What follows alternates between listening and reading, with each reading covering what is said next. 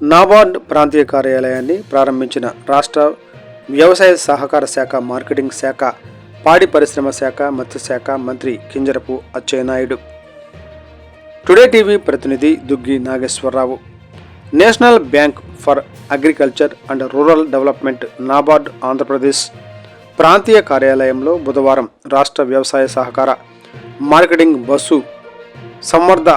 పశు సంవర్ధక శాఖల మంత్రి కింజరపు అచ్చెన్నాయుడు, రాష్ట్ర ఆర్థిక ప్రణాళిక, వాణిజ్య పన్నుల మరియు శాసనసభ వ్యవహారాల శాఖ మంత్రి పయ్యావుల కేశవులు మరియు నాబార్డు చైర్మన్ విజయవాడలోని సెంట్రల్ కాంప్లెక్స్ నందు బుధవారం నాబార్డు బ్యాంకు కార్యాలయాన్ని ప్రారంభించారు.